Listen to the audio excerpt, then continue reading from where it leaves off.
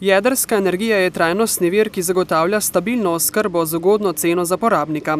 To pomeni konkurenčno prednost za gospodarstvo in državo, pravi direktor Gen energije Martin Novšak. Že po statistiki, če gledamo skozi 30-letno obratovanje tega jedrskega objekta, opazimo, da pravzaprav nismo imeli redukcij. Podobno razmišlja evropska poslanka Romana Jordan. Izpostavila je primer Nemčije, kjer so po nesreči na Japonskem ustavili svoje nuklearke in pospešili vlaganja v obnovljive vire subvencionirane energije. Tam se cena energije je povečala in nemška industrija precej opozarja na te probleme. Zastopnik Svetovne okoljske organizacije Greenpeace Dejan Savič pa nemško zgodbo vidi kot priložnost, da se Evropa odpove novim vlaganjem v jedrsko energijo, ki naj bi bila leta 2050 brez nukleark.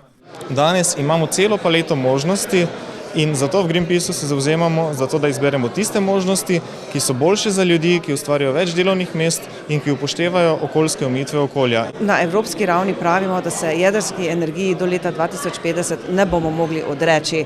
Je pa to vendarle vprašanje vsake države članice posebej. V Gen energiji in Posavju kot energetski regiji si želijo, da bi država končno sprejela energetski program in odločitev glede gradnje drugega bloka jedrske elektrarne.